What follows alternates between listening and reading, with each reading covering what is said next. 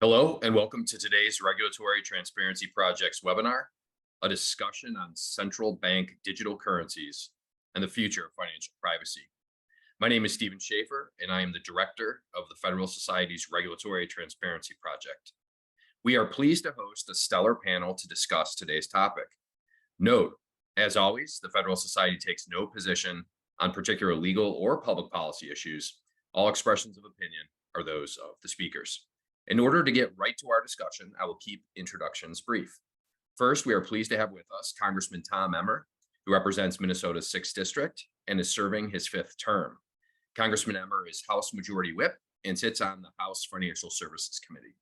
Our moderator today is J.W. Barrett, who is an associate professor of law at the Antonin Scalia Law School at George Mason University.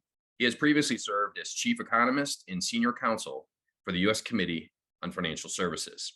JW, over to you. Thanks, Steve. And it's a real privilege to have with us Congressman Tom Emmer, the House Majority Whip. It's an incredible, I think, combination that Congressman Emmer was early to crypto, not just for members of Congress, but among people in crypto. He joined the Blockchain Caucus in the House in 2015, back in 2015. He's been focused on crypto policy. He's been a leader in crypto policy, and now he's the number 3 ranking member of the House of Representatives. So it's a real privilege to take time to talk with you today about your leadership in crypto policy. You've led on a lot of different issues, and a lot of the attention goes to the securities and commodities stuff, where you've also been a leader. Less attention has been paid, but I think more should be paid to the privacy issues in crypto, the CBDC issues, and you've really been focused there. So we have a chance to talk about that this morning. So thank you for your leadership on these issues. Let's just jump into your bill. Tell me about the CBDC Anti-Surveillance State Act. What made you decide to introduce this bill? Why is it so important? Well, first off, I introduced it last Congress. JW, great to be with you, by the way, in the Federalist Society this morning. And this is a very timely topic. In the last Congress, I introduced the first version of this central bank digital currency bill. It was the first one ever offered or filed in the U.S. And it simply stated that the Federal Reserve cannot issue a central bank digital currency directly to individuals. It was interesting because shortly after introducing that bill and gaining broad support around it, the Fed finally publicly said that they will not pursue research on a Fed account. And we've just been having a debate in the office, which it just came up this morning, JW, but it's one that I think we should be having going forward. This word soup that the Fed and the Treasury and all these bureaucrats put out, they call it a retail CBDC. I mean, people should start questioning, what are they talking about? Retail, wholesale. I mean, I know what they tell you they're talking about, but you got to start to dissect these terms. Anyway, they came out publicly after that last bill, and they said that that they need congressional action. They said that, but I've seen actual presentations now given to staff by the Fed in which they list among their authorities a central bank digital currency. Look, it's incredibly important because this is technology that can shift economic power away from centralized institutions and back into the hands of people, into the individuals by the way, our government was created to serve. The individuals were not created to serve our government. So it's transformational. And I think it can be extremely threatening to unelected bureaucrats in these executive branch institutions. I believe it's a surveillance tool, JW. I'll just stop right here. And I'll give the people participating this morning a little food for thought. These are not the same things, but I believe it's some of the same arguments. If you go back to the 70s when the FISA courts were created, I'm sure those people who opposed a special court that does not afford due process for foreign nationals, I'm sure that there were arguments that this could be abused. This court could someday be abused, and it could actually be weaponized against American citizens. And oh no, I'm sure the government said that would never happen. We would never do that. Well, in fact, many decades later, that's exactly what happened with the FISA court. Today, we have these bureaucrats, unelected bureaucrats at the Treasury, at the Federal Reserve, within the administration, telling us that a central bank digital currency is necessary so that we can keep up with the likes of the Communist Party of China. Ladies and gentlemen, the digital yuan is an example of a government surveillance tool where they can track everything. He or she who controls the money in the water controls the people. So I'm an advocate for making sure that this develops in the private sector, JW, and stopping our government from building another surveillance tool when it comes to money. Well, thank you for that. And yeah, the digital yuan is very scary stuff. Why would we want to mirror that architecture? There are some supporters of a CBDC that say, let's just do it the right way. And I think we'll hear from some on our panel to get a little balance in the discussion. Why don't we do it the right way? Let's just make sure we protect privacy, do a CBDC, but protect privacy.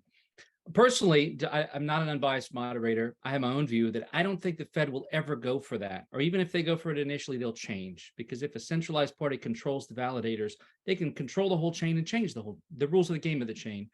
But I want to hear your view on that. Is there any way to do it in a way that protects privacy? Not right now. But I think to be thoughtful and to be honest in the debate, you could certainly pick one side of it and say, never, this is never going to be possible. But if, and I've said this even before we introduced the bill last Congress, we've been saying this since we started advocating for this. If you can legitimately create an open, permissionless, and private version that does emulate cash, well, then I think we should be open to looking at that and understanding it. I don't think you jump in feet first and say I'm all in, but you should keep an open mind for that. At this point, JW, no, I don't see any way that they can create an open, permissionless. And by the way, they came out shortly after we started talking about this a couple of years ago and said, well, MIT's done it. Well, yeah, but that's a centralized digital currency. That is just the opposite of what we're talking about. We're talking about decentralized. Decentralized is the key, and perhaps that's why it is a little bit disturbing to those that enjoy the control of the central authority. Yeah, it's interesting that the Federal Reserve, I used to do some cybersecurity work on Fed oversight for Henschling. And one thing that struck me about the Fed is they won't even use open source tech in their IT stuff. So what, they'll never go for open source decentralized in a CBDC. So yeah, I think you've described the gulf pretty well. You've got a broad coalition among Republicans supporting this bill. It's not just the crypto-friendly Republicans. It struck me as a fairly broad coalition. Do you think that coalition is going to keep growing? What do you see for the future of the bill? I do. The more people learn, you can talk about the digital yuan, which some of my colleagues start out saying, they're buying into this. We got to catch up. China's way ahead. No, China's not way ahead. The U.S. is still where it's happening. We need to create more private opportunities.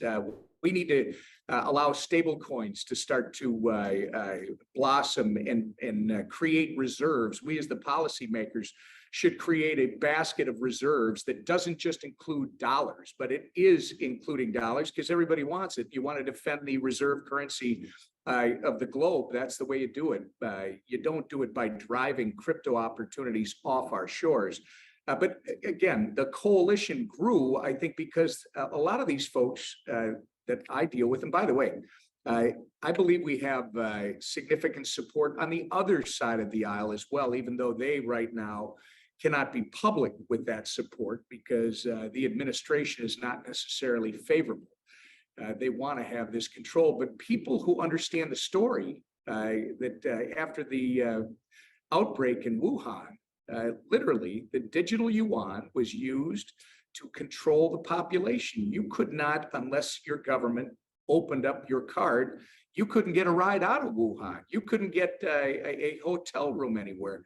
By the way, by some reports, the government told you when you could actually go to the grocery store and purchase food that you needed to survive. So I think that, JW, has created a lot of suspicion And it's growing because, again, you turn this kind of power over to the central authority, it's really hard to see how you could limit it.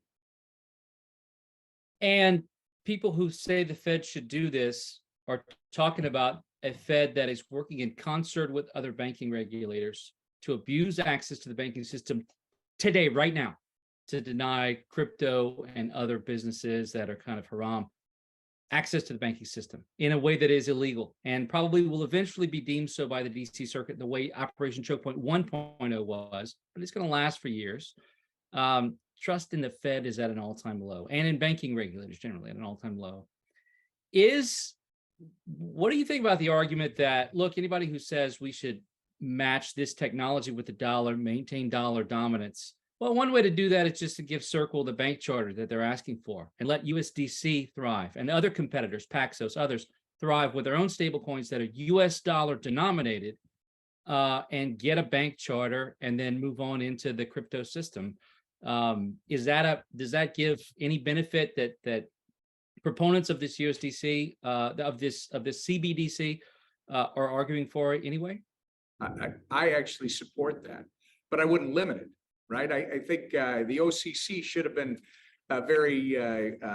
should have had a vision towards the future already. It should have been granting some of these requests that have been held up. The SEC, the FDIC, all of these different institutions have created incredible friction for these innovators to try and grow in this country. And I think the biggest problem really goes back to people like the senator from Massachusetts, who advocates, or at least claims to advocate, for the little guy and gal on Main Street all across this country, but is not interested in the least in seeing this innovation blossom here on U.S. shores.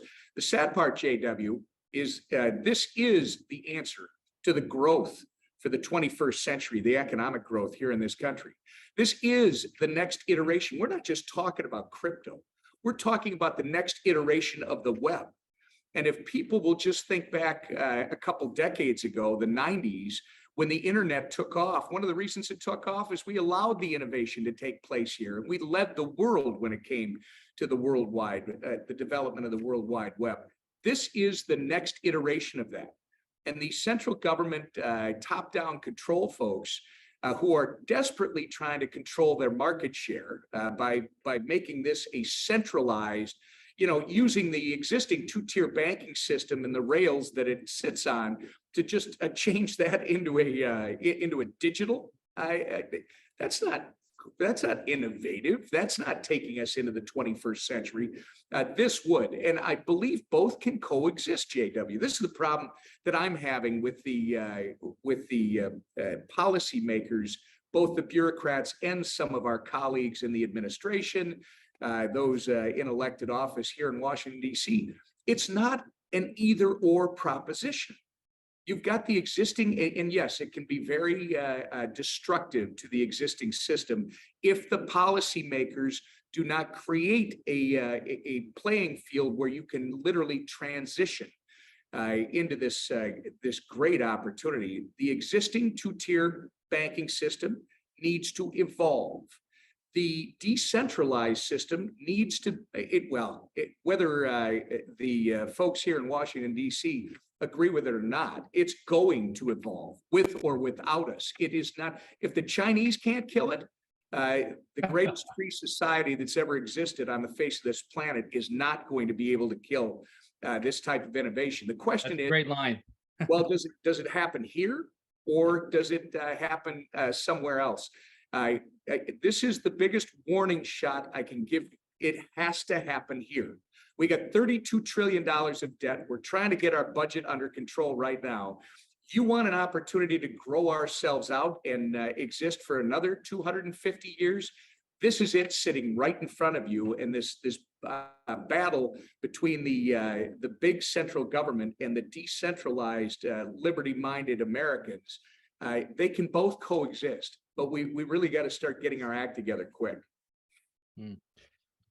What is it? This discussion seems pretty closely related to the stablecoin debate and discussion. That's a tough one because there are different types of stable coins. There's USDC. It's backed by a central party. It's fully collateralized. There's decentralized stable coins that are also fully collateralized and have done well over the last couple of years through some stress. DAI and MakerDAI, the new GHO token on Aave. And then there's Terra Luna. That was a disaster, algorithmic stablecoin. The third one was a disaster. The other two doing very well, have been doing very well for years. The third, absolute disaster. I don't think algo coins will ever really work. But the other two were probably the future of money. But it's hard to turn that into policy talking points in the Washington, back and forth. Do you see hope for the stablecoin side of things? If we stop a CBDC, do we need a bill to help foster growth there? Can it grow on its own? Will the Fed stop it, or do we need a bill to make a path for charters for the centralized parties? How do you see that kind of playing out? Right. Again, JW, the one I'm going to grab on quickly is, will the Fed stop it? They can't. All they can do is create a situation where Americans, I raised 7 kids, and my wife wanted me to tell our youngest child that you're barred from the internet except for 2 hours a week. And I remember sitting down with them and saying, look, if I do that to you, I already know what's going to happen. This isn't my first rodeo. You will lie to me. You will find ways to get around the rules that I'm putting on. So we created an incentive-based situation that I actually should write. That's the biggest success I've had, is with number 7, because it worked. And it's the same thing here. If our government, if the feds actually think they're going to kill it, well, guess what? You're going to create those who are within the law and those who are outside of the law. You're going to create those who are here in the United States on our shores, or those that go find the Bahamas, where they're going to go. You talk about Terra Luna. It's a great example. Are there things that we can do from a policy standpoint? Sure. I think the CBDC outlawing that is a different kind of approach, because we're trying to prevent a future abuse that I see people in Washington taking advantage of. People who do not maybe feel the same way we do about.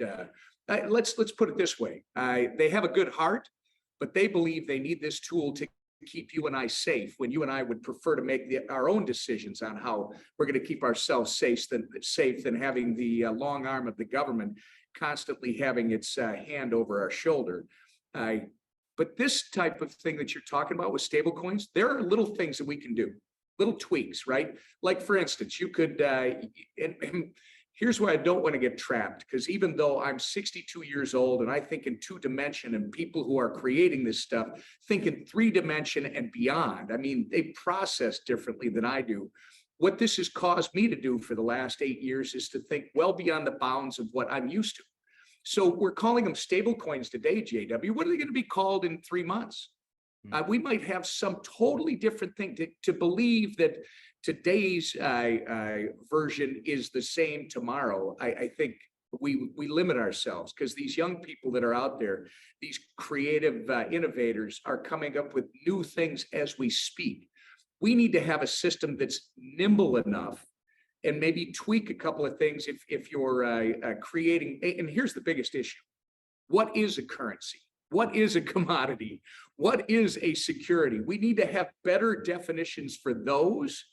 And then I believe the existing regulatory structure we have can work much better with this evolution that's coming forward. Maybe, depending on if something qualifies as one of those 3, you could put reserve requirements out there, right? And the reserve, like I said, is a basket of reserves. You don't necessarily have to have $1 for, if it is still called a stable coin, one stable coin. Maybe it's, a percentage of dollars. Maybe that's the majority of the basket.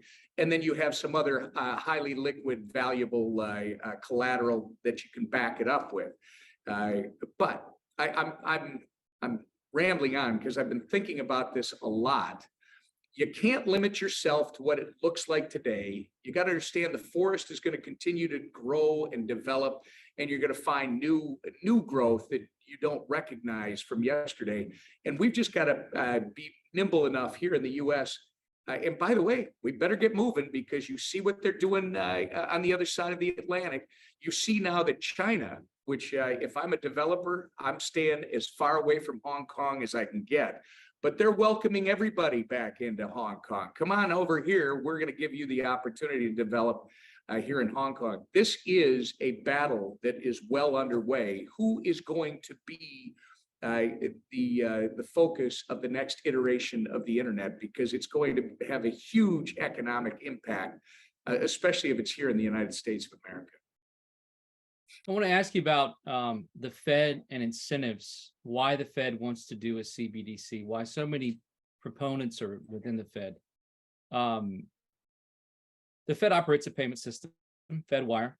So when I worked for Interlink, we did some oversight of this and tried to figure out how well does the Fed do with this incredible web of conflicts. Think about it. The Fed regulates banks. The Fed operates a payment system and the banks that use it. So you regulate your customers and you regulate a thing that they use. And the Fed regulates a competing payment system, the ACH system. So they regulate the customers, they regulate their own thing that they provide, they regulate the competitor to their thing. It's a web of conflicts no one can really get around. We did some oversight, we did some subpoenas, we had some fun. And congressional oversight's always fun, but it's hard to make it stick with that central bank because they know how to ignore it very well. I spent 2 years knocking my head against the wall trying to figure out how to oversee this. It can't, I don't think it can be done, though you should not quit trying. I wonder if one of the reasons why the Fed wants a CBDC is to just maintain the prominence of their new FedNow system and maintain a kind of a monopoly on payments. It might be a little conspiratorial, but do you think there's some meat to that? Well, remember, JW, we all believe in black helicopters. We just think different people are flying them. Yeah. On this one, I'll give you another step to your conspiracy theory, one that we've been discussing in the office ever since Signature Bank was shut down or locked down, I guess, by our friends at the Federal Reserve. First off, I have yet to see the balance sheet. And I, forgive me for being a little suspicious, but when Barney Frank, who's not exactly my perspective, is saying, I don't know how my government can shut down a bank that's not insolvent. When he says that within the first 24 hours, when the folks that are locking it down are trying to tell us that because 30% of the deposits are crypto, that somehow had something to do with locking down Signature. Oh, and then we find out within 48 hours, they weren't leveraging any of the crypto. It was complete. It was just being held. It wasn't part of their leveraged balance sheet. So wait a second. It didn't have anything to do with locking it down. I still don't know, and I'm looking forward to finding out exactly why this bank that has a lot of proponents. If you go up to New York, they talk about the guys who ran it as hard scrabble. They did it right. So how did they get in trouble? And I'm not here to defend them because we don't know yet. But I will throw, this is the log I'm going to throw on your conspiracy fire, JW. Very interesting to me. I want to know who at the Fed has developed the software for their new FedNow project. These are people who are so archaic. They talk about creating a post office-like bank for all Americans. And they are now going to roll out a 24/7 real-time payment settlement software. By the way, you know when that announcement came? It came the week after they locked down Signature Bank. And I've asked Marty Greenberg, what happened to Signet? Signet was Signature Bank's 24/7 real-time payment settlement software that Marty Greenberg told me he thought they sold it. They haven't sold it. Kind of funny how FedNow was announced a week later. I don't know if the two are related, but I tend to think the same way. I want to know more. And why do they want a CBDC? Well, I think my conspiratorial speculation and yours, JW, probably tells us everything we need to know. Are there good people in the Fed and the Treasury? Yes, lots of them. Really good people, freedom-loving Americans who are doing a job that they believe is the right thing to do for the United States. But are there people also that think their authority requires them to protect JW and Tom from our own potential risks? Oh, yes, that's what they're supposed to do. You and I aren't bright enough to do that for ourselves. So we must have a central banking authority to lock all this stuff down. That's where I push against it. And I do think they want a CBDC, because then you can see. Imagine the day at Minnesota, they want to do a pilot program where they tracked everywhere I drove. Boy, that sounds like freedom in America. You just talked about choke point 2.0 for crypto, that the courts likely will someday find, once it's established, this is exactly what they're doing. It's illegal. Well, what happens if they don't like your habits, JW, and they see that your habits are, my goodness, you eat too much red meat, you drink too much beer, you're driving too many distant places, and by the way, you're renting hotel rooms in places that are known for conservatives to hang out. Guess what? They can control that money. They can see where people are going. That's way too much information to trust with any human being. And you're saying things that have been written in, not by our Fed, but in European Central Bank missives and IMF missives on what they could do with the CBDC. So you're not tinfoil hat, man. You're just quoting from what Europe's already thinking about doing. I absolutely agree with you. The Fed and the banking regulators and the FDIC definitely hated Signet, even though it was an incredible innovation. Let's close with one thing we didn't get a chance to talk about, but I want to talk about briefly. Your work on privacy. I think it's commendable that you're willing to have a difficult conversation. What is sometimes a difficult conversation with what I'll call, and this is a generalization, national security focused Republicans. You're willing to have a conversation about privacy with them that we've been trying to have for a long time, and it's hard, but I think people are starting to get that in one way, they're not in competition. Privacy is national security. If I can protect myself from hackers in North Korea by using crypto privacy tools, that's pro-national security, not anti-national security. Can you tell me about your work on that, the conversation, the hard conversations you're having, and this all has implications for the Warren Marshall bill, but also just generally for trying to get people to understand in Congress, members of Congress, especially the national security focused Republicans, that look, it's not just about KYCing everything. You don't get to KYC my private wallet in the same way you don't get to KYC my crypto wallet for peer-to-peer transactions. Can you tell me about your work on that? And because I admire what you're doing there, especially in leadership. Well, it's interesting, and this is where and it doesn't matter, Republican, Democrat, other. We should all be allowed to have disagreements, honest disagreements. And to your point, JW, I think a lot of times when you don't follow the traditional bent of the people that you run with most of the time, first off, they're offended. Then they push back. And this is going to over exaggerate, but then they just they express their frustration with your foolishness, and then they start to come around with, oh, well, wait a second, there might be something to that. I don't agree with it completely, but you got to go through these stages, right? And when I started this 6, 7, 8 years ago, I'm just one of the crazy people, which you talk about the tinfoil hat. We all have one, right? And it's mine just must be bigger. This is really for me, and this is where you can disagree with me. I do not agree. I'm more of a libertarian when it comes to protecting myself. I do not believe I need my county, my city, my county, my state, my federal government here in my domestic United States telling me, oh, I gotta know everything about who you're associating and what you're doing, because I'm just here to keep you safe. Tom, I gotta know everything you're doing with your money, because God knows there are really bad people out there and they want to steal from you and they want to take advantage of you because you just aren't that sharp. So I'm here as big brother or big mother to take care of you. I love when you're talking about the private wallet, because this isn't a Republican Democrat thing. We had a Republican administration trying to outlaw private wallets, right? We were going to do that out of the Treasury, because why? Why? Do I have to pull my wallet out right now in my pocket and show the Treasury Secretary what I'm carrying around? This is where it gets a little outrageous. Now, where the two can coexist, like you talked about, there's a lot of hawks, defense hawks, whatever you call them, that are, we got to be able to sanction.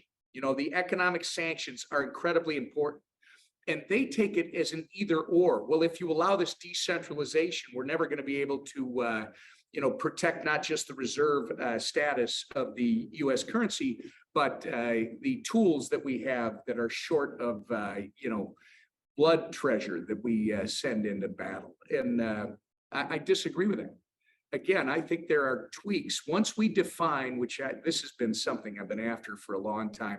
If we continue to delay defining what is a definition of currency, of a commodity and security, well, then you're going to continue to have this confusion. And by the way, the cool part about what we're working with is it can be a commodity at one point, or it can be, more importantly, a security, but evolve into something else, or vice versa. So that's where policymakers need to get a hold of this. And you can have this discussion about protecting privacy while at the same time allowing this amazing innovation to go on.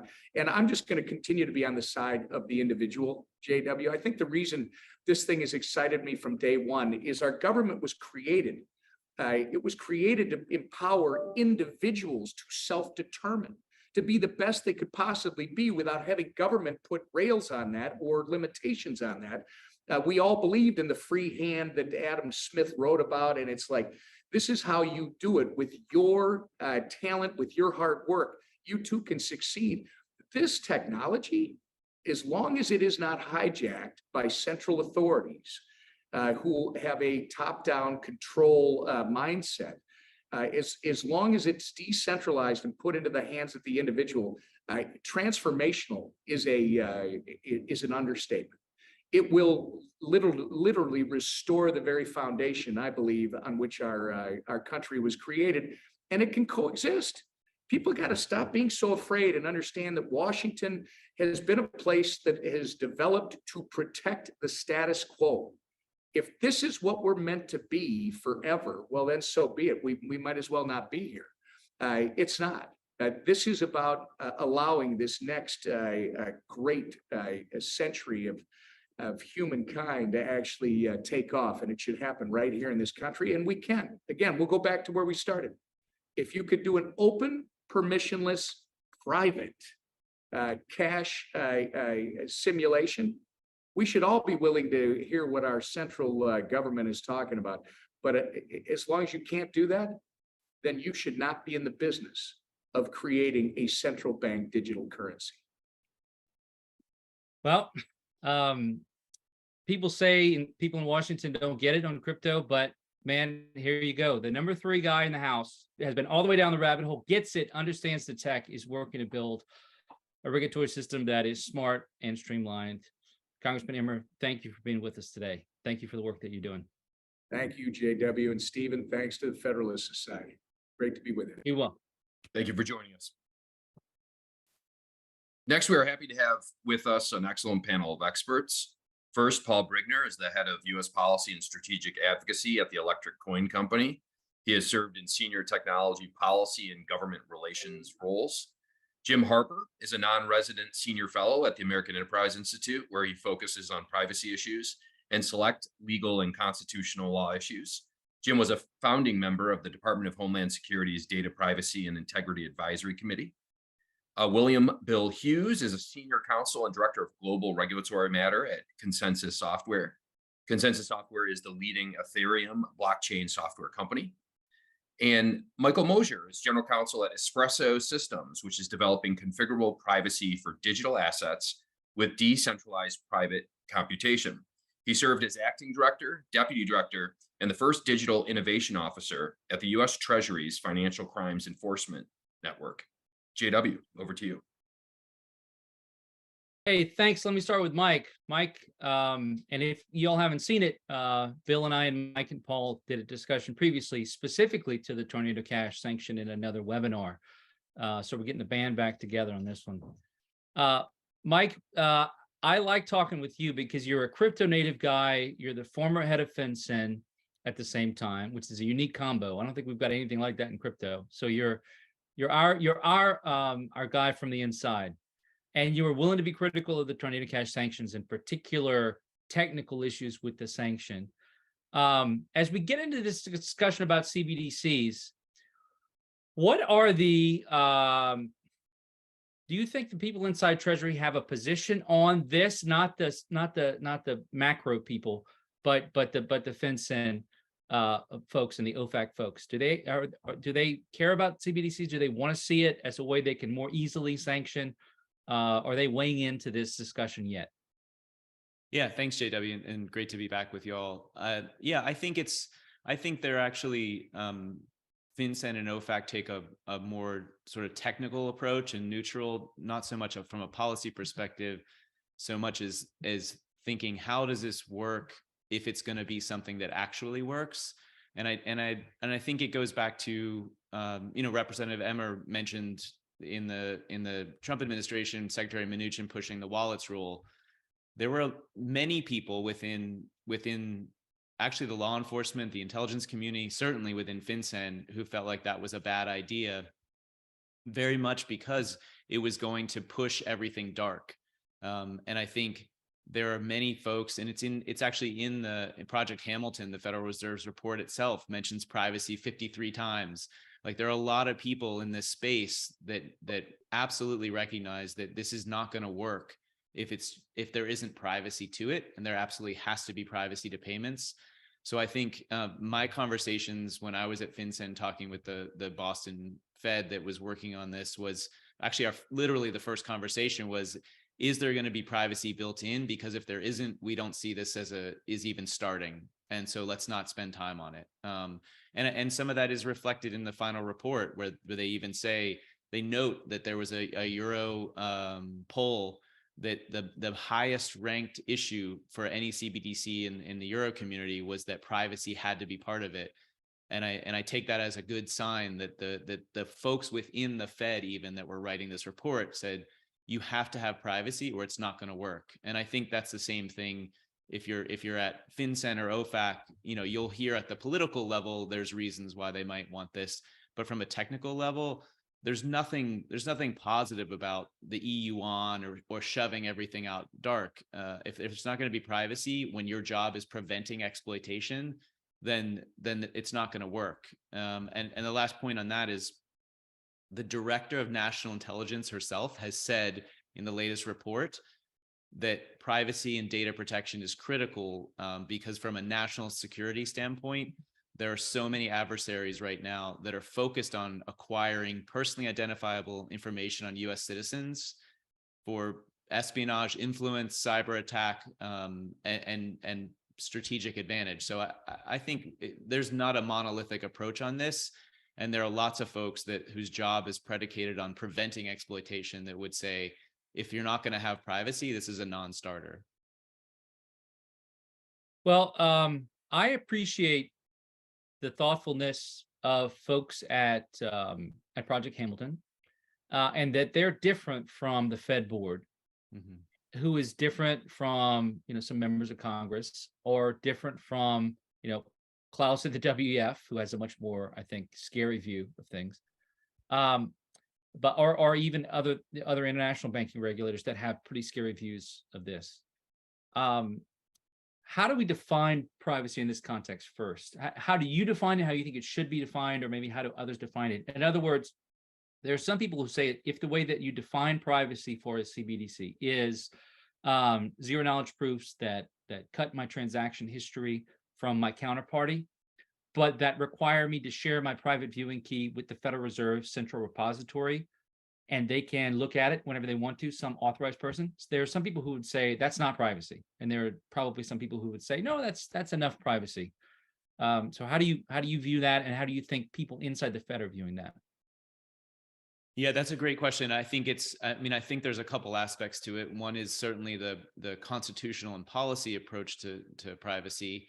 And there's better thinkers about that than me on here, with Paul and Bill and Jim.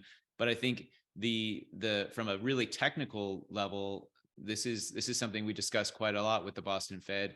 And I think it is reflected in the final report, which is really from a data protection standpoint.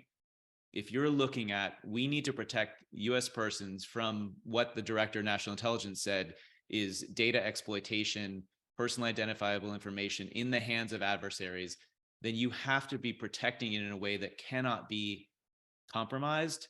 And it says in the report itself, and I want to quote this because it's amazing. Note that the safest way to secure data is to not collect it in the first place.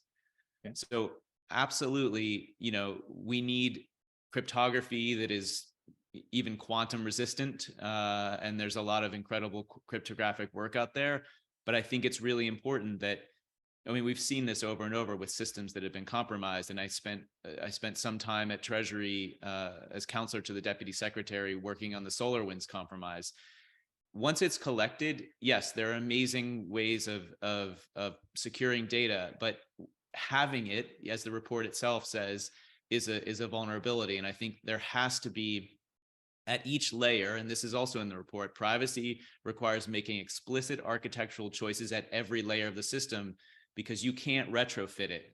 And once, all of my information from the Office of Personnel and Management is in the hands of the Chinese government. We know that. I've gotten the email. And at the time, it was very robustly protected, and I appreciate that. But it's gone.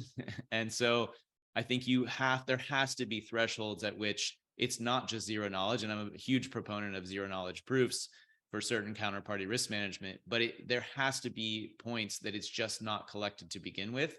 And that's the only way, if you're approaching it from a data protection standpoint, that's going to function. Anything else is a policy choice, and policy choices, as we know, can change not just from across administrations, but from within administrations. And that's, I think that's just too fragile. Well, thanks for that perspective, Mike. I can imagine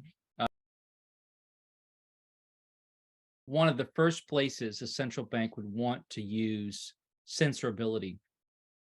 We hear a lot about choke point, and that's a bank safety issue, and that's not the Fed as much as the FDIC. It was very FDIC focused, and DOJ to some extent. But I think where the Fed would go along first would be something about bank panic.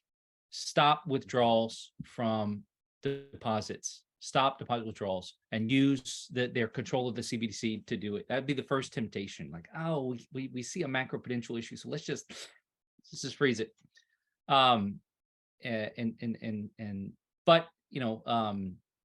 Maybe privacy can protect from some of that. I want to move to Jim. Jim's been very patient.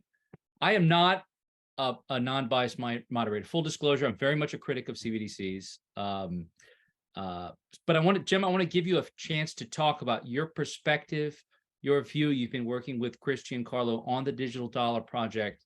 He's someone I agree with on 99% of everything else in the world. So sometimes it hurts me that I disagree with Chris so much on this. So it's a big one. The other 1% is a big 1%, isn't it? Right. It's a big one for me.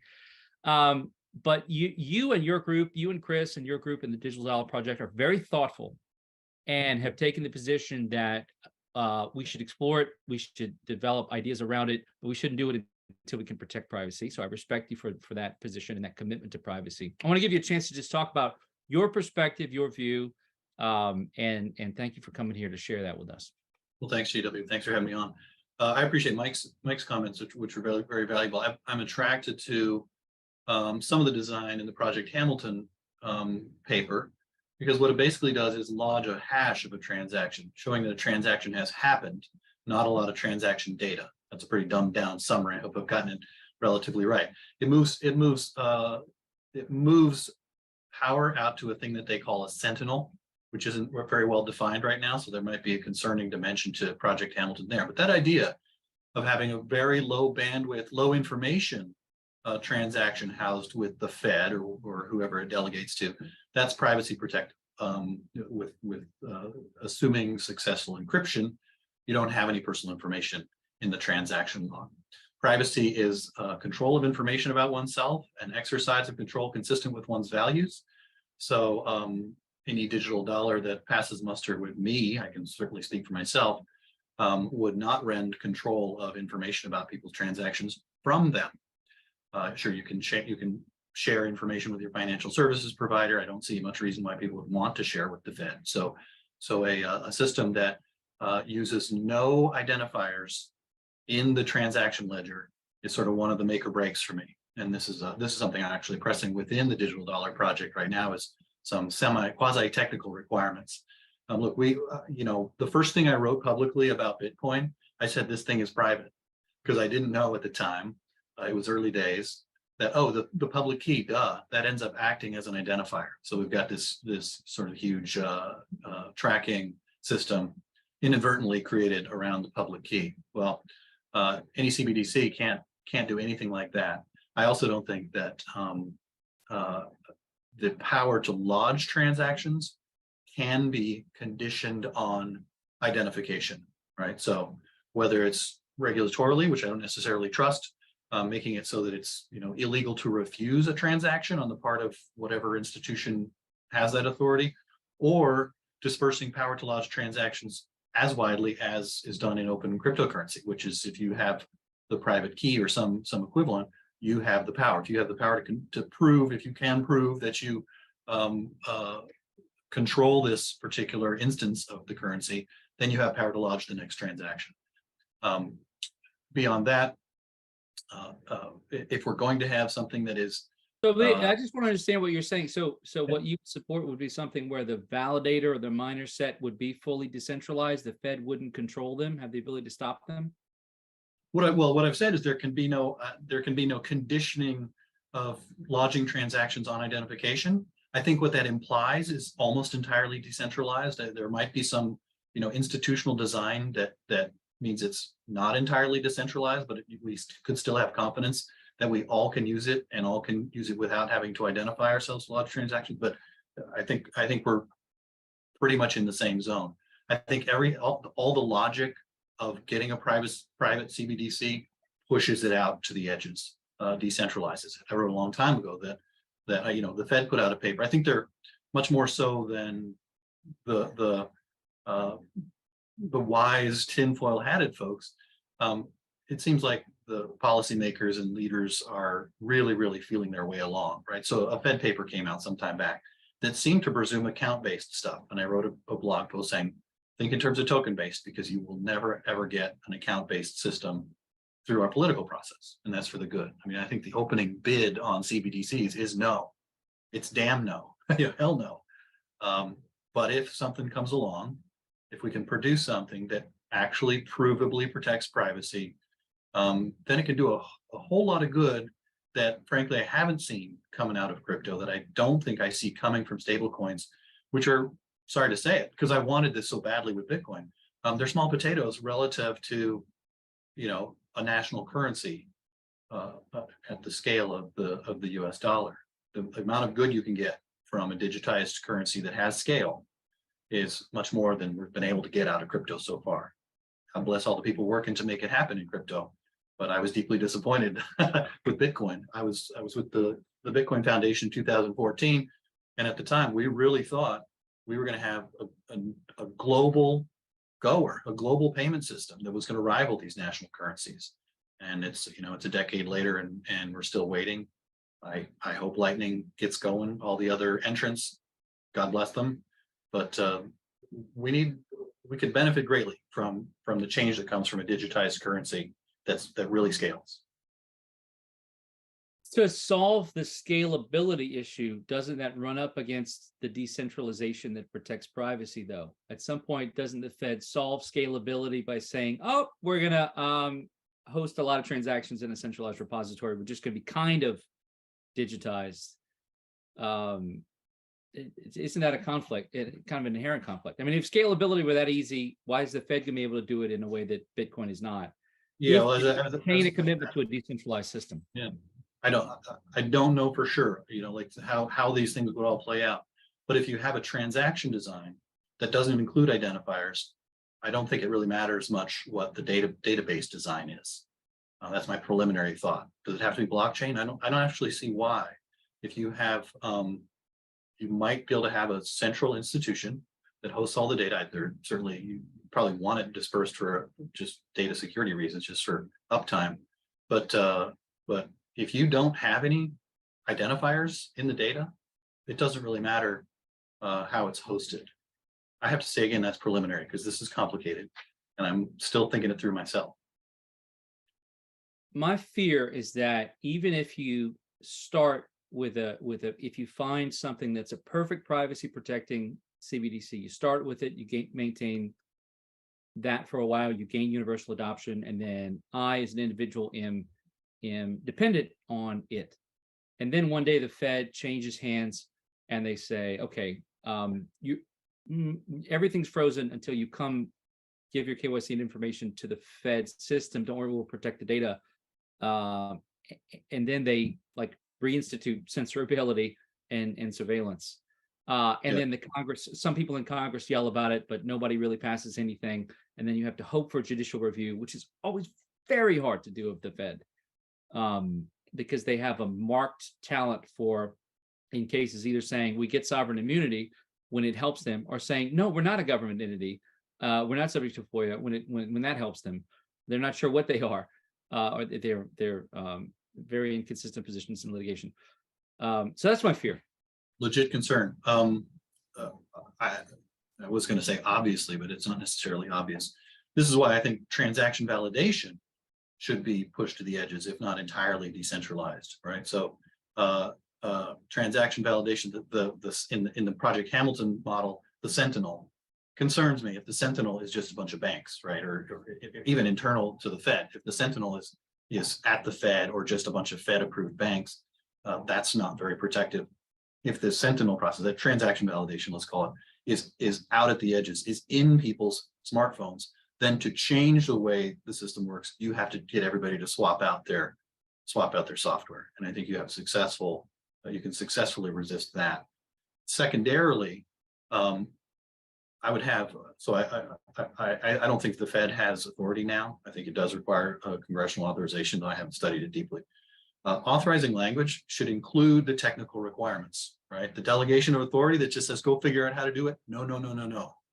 It should be illegal to have a software that includes identifiers in the transaction data, right? It would not be authorized by Congress. In addition, obviously open source. And an idea I've had, which somebody can probably build, is being able to prove that the entities running it are running the software versions that are publicly available. So sort of provable open source and provable operation of open source. And finally, in authorizing legislation well, I got a couple of further backstops. One, I would have Congress say that identifiable transaction data in the system, if there is any, is held in trust as the property of the data subject. The reason why is because hopefully the Supreme Court will move to a more felicitous interpretation of the Fourth Amendment that recognizes digital documents as people's papers and facts. And if transaction data that's identifiable in the system is the property of the individual data subject, then it is protected by constitutional law, where Fourth Amendment law is headed, and it's not subject to reversal on the part of even a Congress, certainly not any Fed policymakers, but not even reversible on the part of Congress. And the final backstop is a bunch of criminal penalties for anybody who operates software that doesn't do what is publicly said it does. Anybody who designs a system that secretly creates identifiers, whatever the case may be. I think some IRS-like criminal penalties are another backstop that could do something. Well, I like that you're trying to think about criminal penalties for Fed violation of law. I like that your headspace is there. You seem like you're not a Fed fan. I'm picking that up from the conversation. No, I'm not. I mean, I've just seen a lot of their sins in some responses that sometimes I had to look at in camera that I couldn't copy. Some things I wish I could talk more about. Just in 2008, the Fed looked at statutory constraints on their liquidity authorities, and they said, what the hell with that, man? We're just going to throw the money out there. Not only throw money in legal ways, but in clearly illegal ways, particularly with the AIG bailout. So unless you have some bite to that statute, just saying it's not legal to do this is insufficient. is just insufficient when it comes to the Federal Reserve. There are ways to constrain other bureaucracies, but not the Fed, I feel like. So Yeah, I'm and glad I you think guys- of, I think of penalties as sort of a tertiary protection, right? The real protection is in decentralizing the authority to launch transactions, getting the software out into the hands of users so that you've got to change the whole, you've got to convince everybody to swap out their software if you're gonna change how it operates. So the more decentralized, the better. The authority, the lodging of transaction hashes in an authoritative place isn't too scary for me, provided there are no identifiers. And then the authority to lodge transactions, I think you get it as decentral as possible. I don't have it all designed. I'm not even a coder. Well, for privacy protecting already designed blockchains that have been working for a while now, let's move to Paul. In some ways, you're kind of talking about Zcash. I wonder if maybe the Fed should just buy up a lot of Zcash and hold it on balance sheet. And no, I'm not kidding. And recognize Zcash for collateral and reserve requirements for banks. I don't know. Maybe that's a way to go. Paul, do you want to weigh in? We've been going about an hour on CBDCs. We both are affiliated with the Zcash community. You from Electric Coin Company, me from a foundation that supports cryptography research and zero knowledge proofs. What's your perspective on CBDCs? Are they a threat to the early development, nascent stage we are at in the development and widespread adoption of privacy protecting digital assets like Zcash? Kind of want to give you a chance to weigh in on the discussion so far. Thanks, JW. Thanks for the opportunity to be here. Thanks for getting the group back together again. I absolutely do believe that CBDCs are a threat to a new financial ecosystem that we're in the very early stages of developing. I've been in technology and technology policy for a few decades now. And what is very clear is that we are in an early stage of innovation, and a lot more work is needed to help these products evolve so that they can truly become digital cash. And whenever we're talking about CBDCs, it feels to me like we're taking this innovation that is early on and we're locking it in. We're basically freezing it into a digital currency that, as we know, currencies over the course of history have changed very, very slowly. It's technology, money is technology. So far, it hasn't moved that fast, but now we're in a phase of history where we actually are able to make money evolve and meet the needs of our digital ecosystem. So I'm very excited about that. And I wanted to emphasize that the reason why we do it is for economic freedom. At Electric Coin Company, we developed the Zcash cryptocurrency for economic freedom, to empower economic freedom. It's not just about privacy, it's that privacy is required. Privacy is normal. That's a little slogan that we have at Electric Coin Company. And that in order to have that economic freedom, you have to build privacy into your financial ecosystem. You need to be able to have something that is a digital bearer instrument. And that's what we're trying to do with Zcash. Do you think that that privacy can be embedded in something run by a central bank?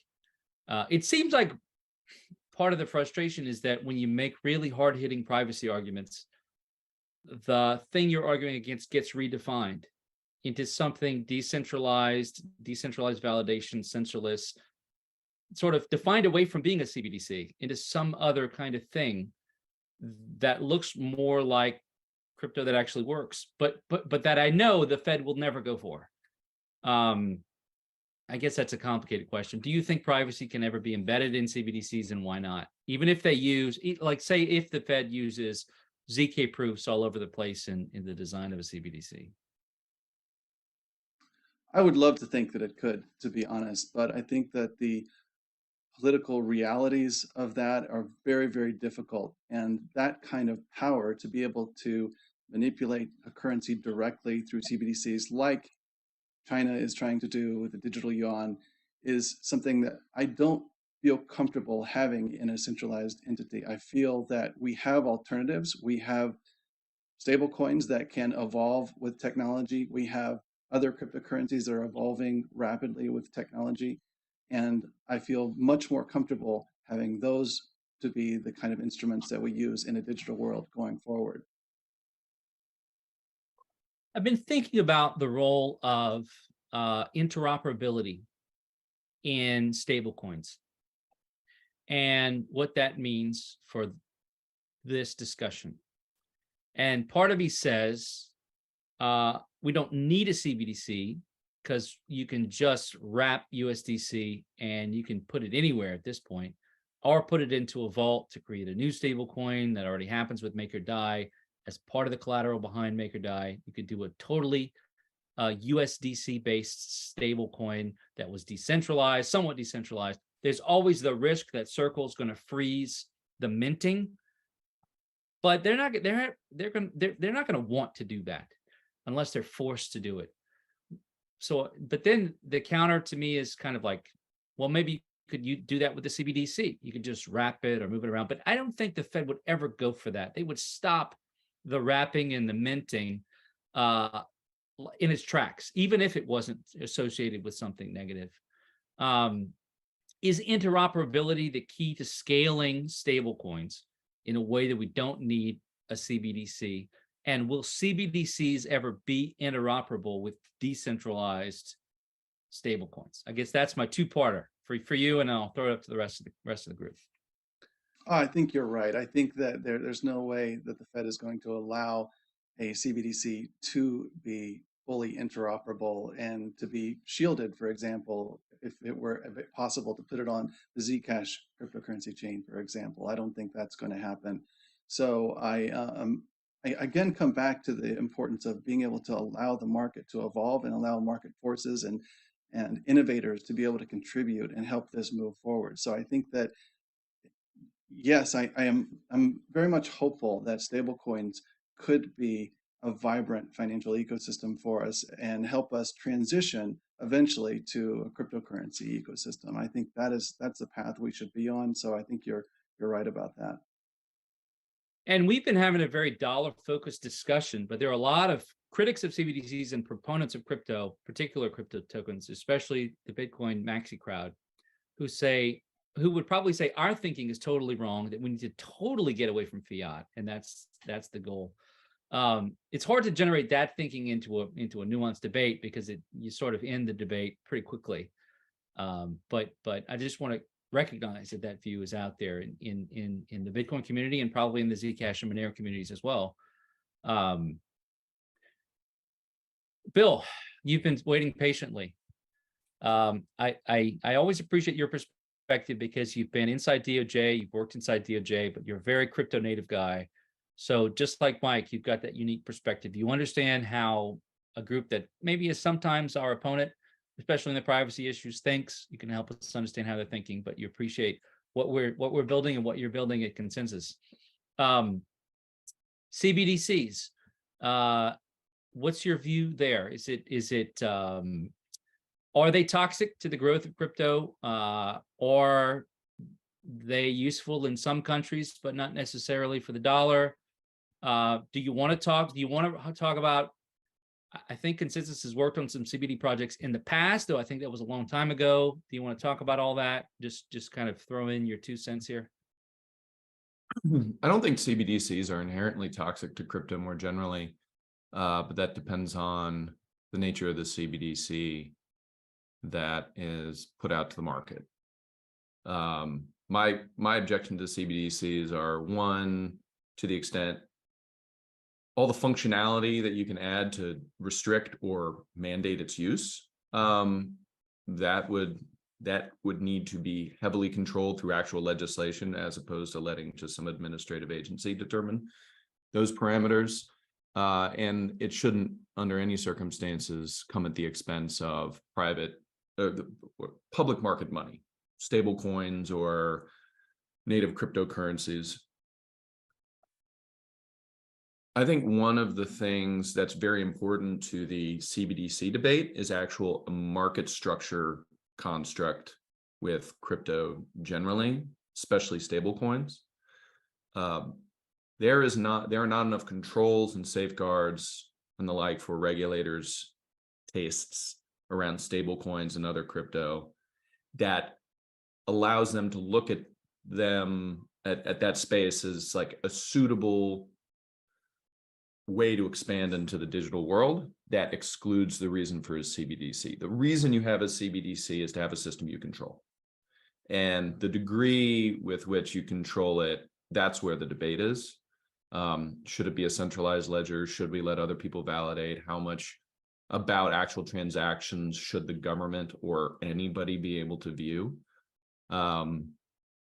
That conversation is directly impacted by the lack of controls in the private space where where stable coins are and where other crypto transactions takes place. So I think right now the conversation right here that we're having here is about CBDCs. The talk in Washington on Capitol Hill is really about stable coins and market structure. That's where it needs to be, because if you do it like you do in Europe and you get more or less your regime structured, you can have a better conversation about CBDCs and what they're good for and what controls should be, what they should be issued with in terms of controls.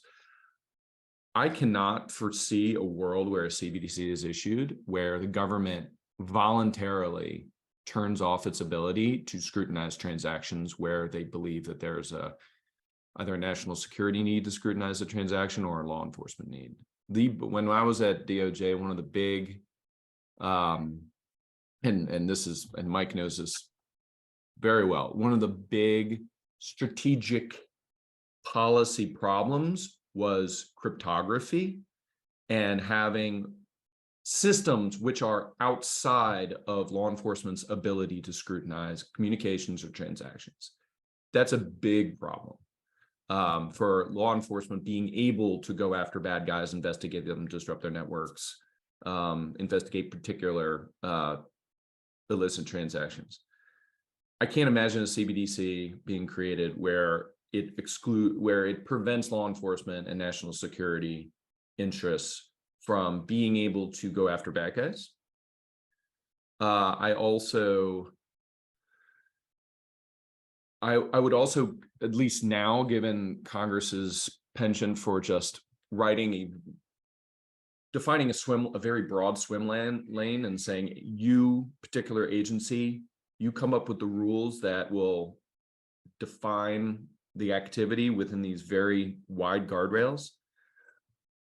I can't foresee a CBDC being issued under the auspices of Congress that would not permit agencies either immediately or over time institute prohibitions on use or requirements on use that, if not immediately, at some point in the future,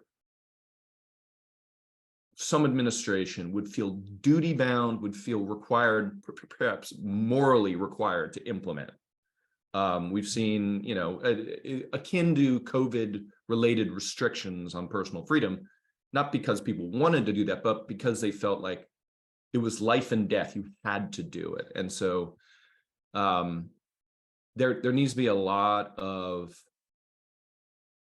I think crypto itself and the non-CBD space of crypto needs to evolve, and more protections and more regulation in that space, at least in the United States, I think would meaningfully change the CBDC debate. And I also think we should be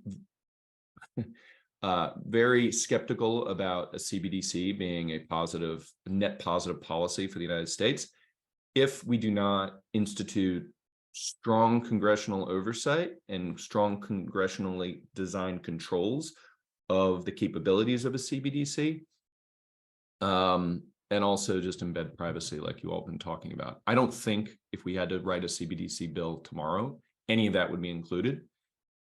That's why I think it would be a very dangerous game in the near future. Well, luckily, I think the Fed has recognized they can't do it without statutory authority, at least for now, in the Hamilton Project. And the number 3 ranking member of Congress, as we just learned, very anti-CBDC, so it's not going to pass the House anytime soon.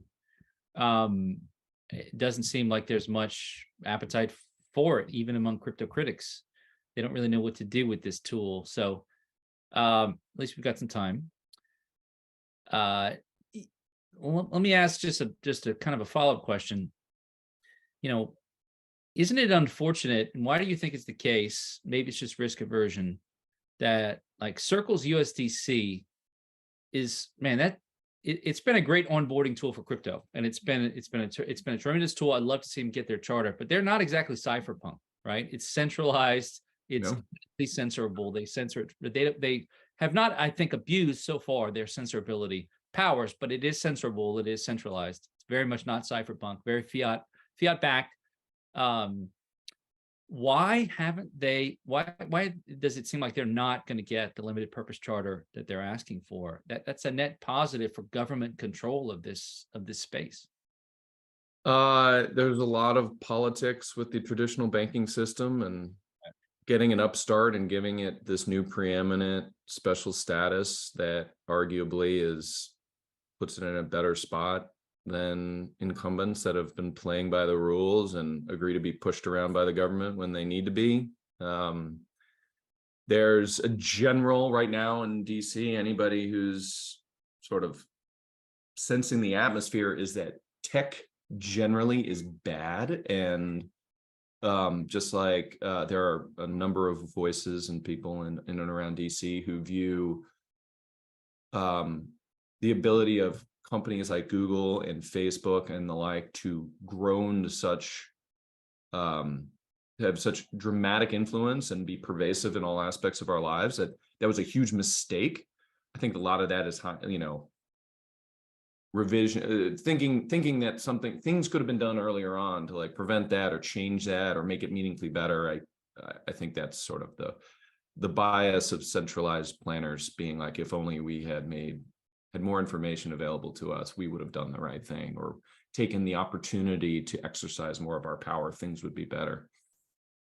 I think that some of that thinking, a lot of that thinking is folly, but they look at a company like Circle or any of these others, and they don't, there's this reluctance to be burned again by anointing the next major financial power, by giving them some special treatment, allowing them to do something new. But I mean, the simple fact is other parts of the world are moving forward with this. Like once MiCA goes active, like June, July, there's 12 months until those stablecoin provisions become effective as a matter of law. So Europe's off and running. Like they have market structure figured out. Have they done it perfectly? No. Are there invariably going to be problems with it? Yes. But they are not sitting at the starting line, like arguing about who gets to take the first step. Like they're off and running. And so I suspect it's not preferable, but the US in many respects is going to be taking cues from other countries, both about what questions need to be called and how to answer them. And the UK and the EU are very happy setting standards here. And perhaps the United States can learn about some of their mistakes. And we're invariably going to make some of our own. But the US, the irony here in terms of like the US, the great financial power, the great positioned incumbent. The same old story is playing again, like upstarts, people who don't have a monopoly are trying new things and more willing and more excited about experimenting in new spaces. And, if crypto's a thing, the US is going to be playing catch up.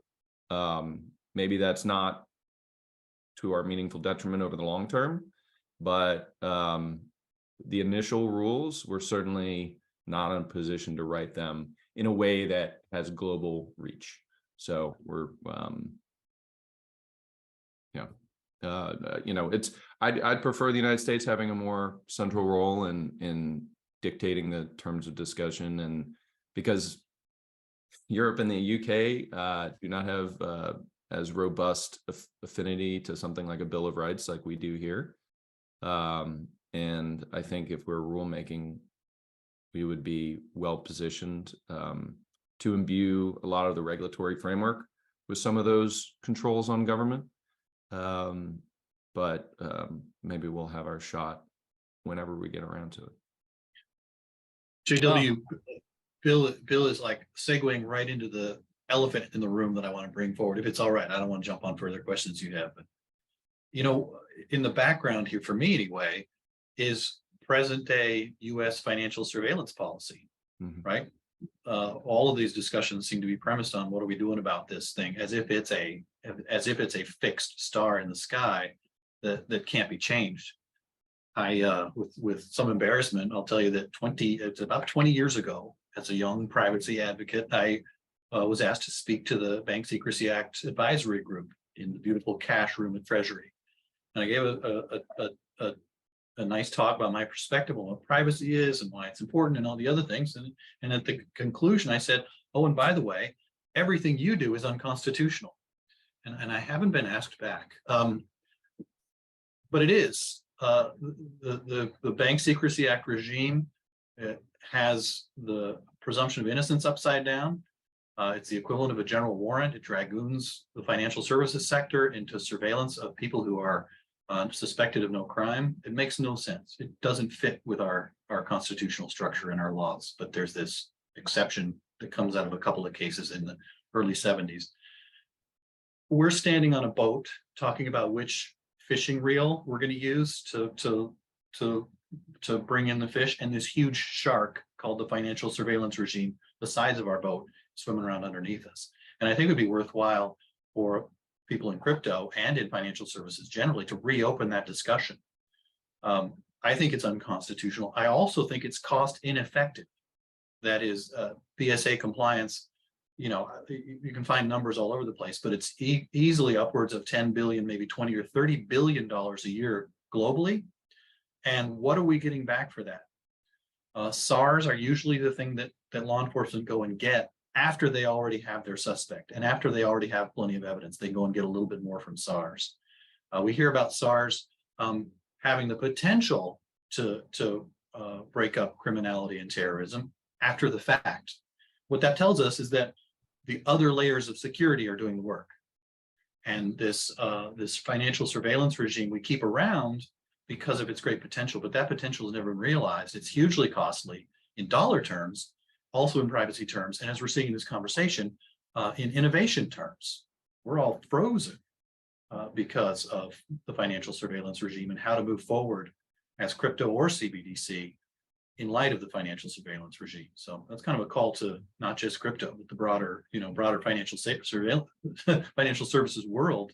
Let's do a real reassessment. And that's something that Chris Giancarlo has talked about a lot in terms of CBDC, is that CBDC comes with a reassessment of financial surveillance.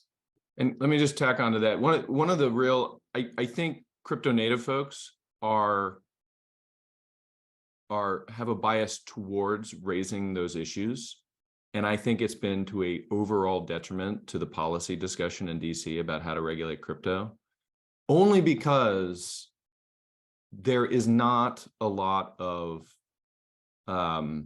patience and engagement on rethinking fundamentals that underlie our Bank Secrecy Act, AML compliance regime that is that defines our traditional markets.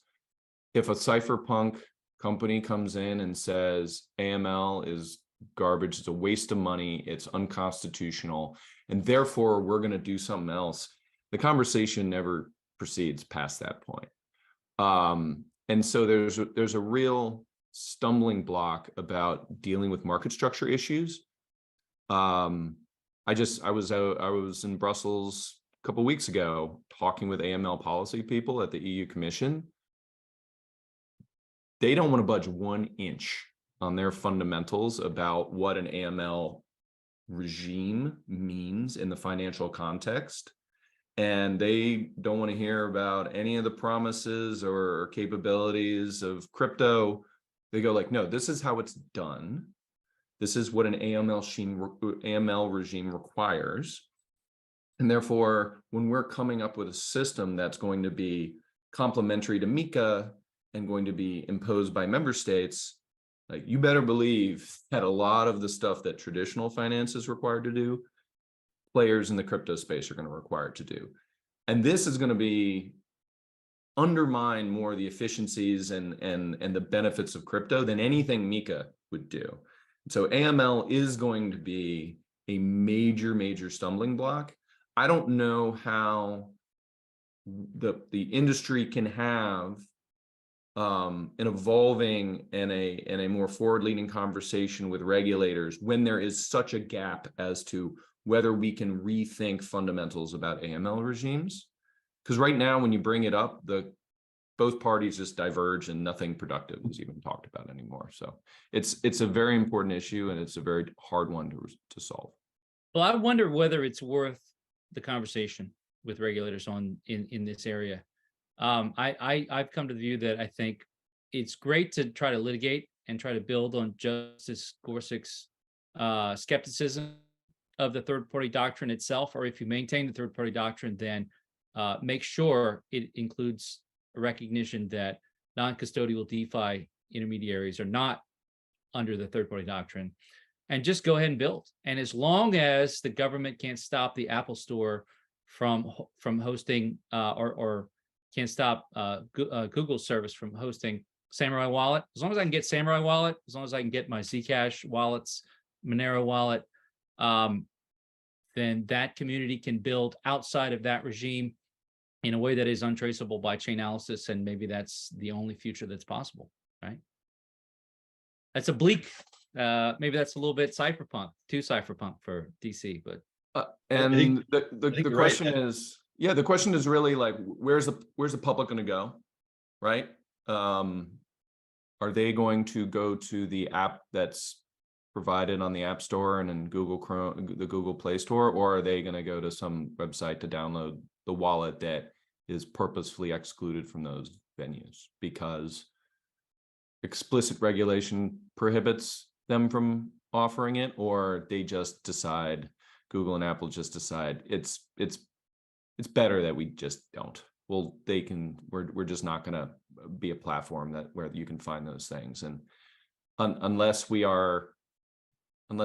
people vote with their feet and care much more vocally about privacy and about their freedom to transact without surveillance, then my fear is that the major players will just choose risk aversion as opposed to embracing innovation.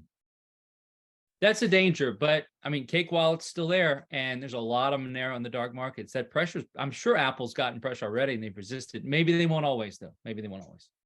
I do think, if I can make one quick point, because then I have to run to a meeting, but I think Bill's bringing up an important point that on some level we should see as an opportunity in the crypto and Web3 space. And this probably gets us into the Warren Marshall bill. As I leave, I'm sorry about that, but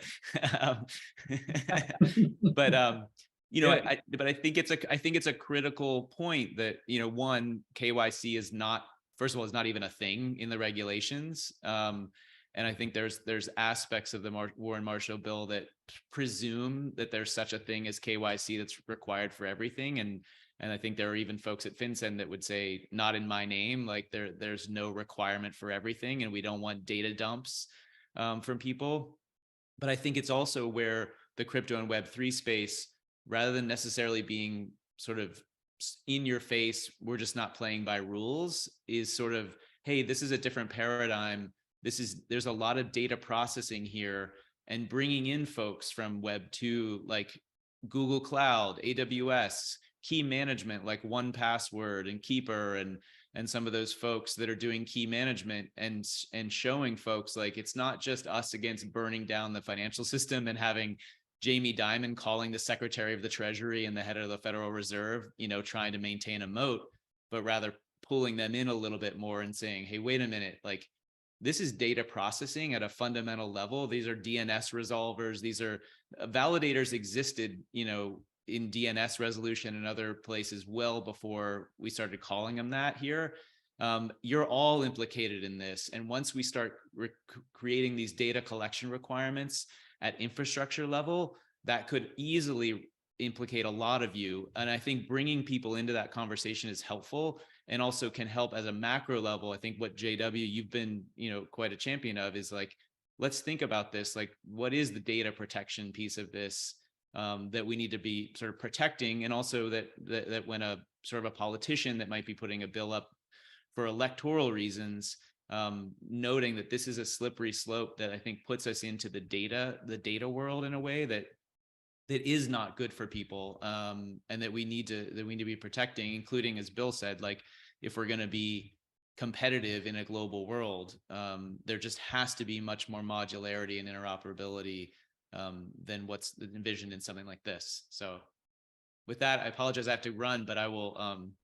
I would just pause. emphasize your point as you're leaving, that the Warren Marshall bill is an assault on password protectors, Mhm. on basic data privacy and uses of encryption outside of finance, which is so makes it so anti-security. That's one of the problems with the bill. Maybe why it's slowed in momentum. Anybody else want to weigh in on this legislation? Basically, the idea is Senator Warren's bill. She's gotten Senator Marshall on board. She's tried to recruit more Republican senators. She's failed in that effort thus far, and thank goodness she has failed in that effort.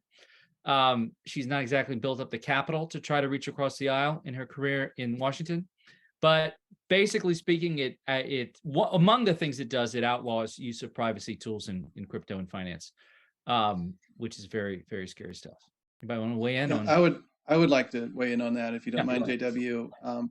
I think that some of the points that were talked about earlier, I think Bill brought up that the concerns with national security, and that relates directly, I think, to the angles that Senator Warren is headed down with the Digital Asset Anti-Money Laundering Act, trying to suggest that we have to shut down all of this activity in crypto, basically bringing it all under the AML regime and making it part of the financial surveillance ecosystem that has been growing over time because of the national security concerns.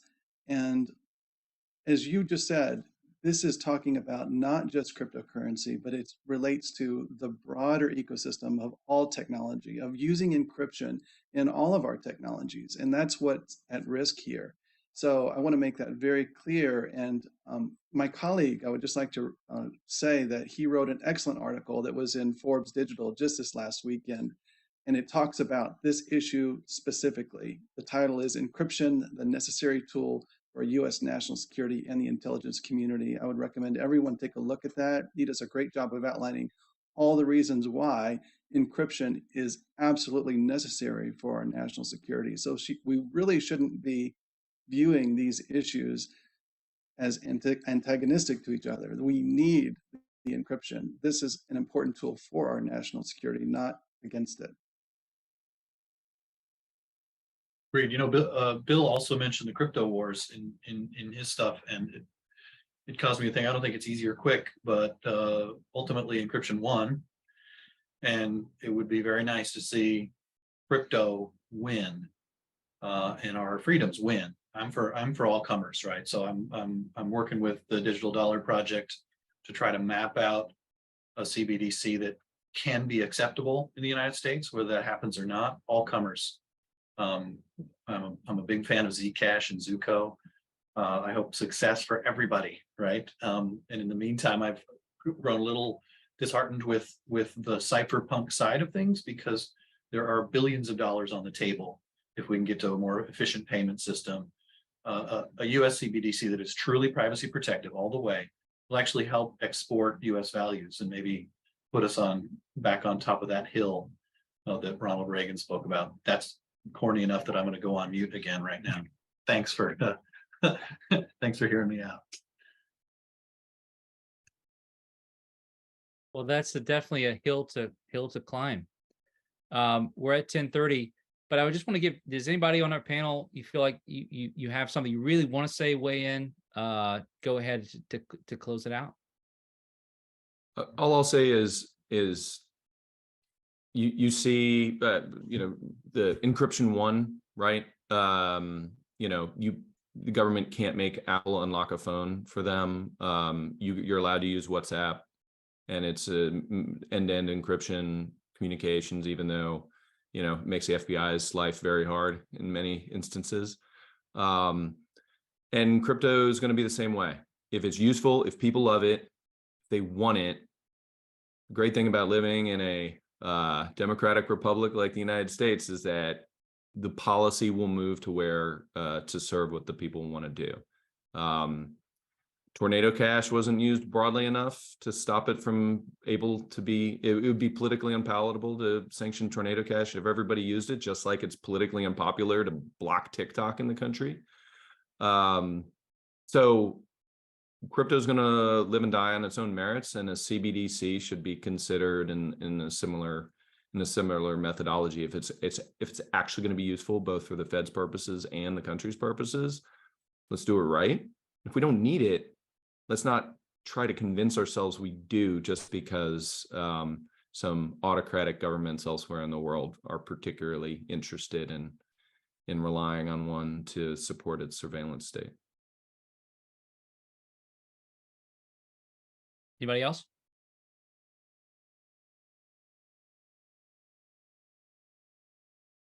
All right. Steve, you want to close this out? Thank you to all of our panelists and to you, the audience, for joining us today. For more content on the regulatory state, please visit regproject.org. That's regproject.org. Thank you.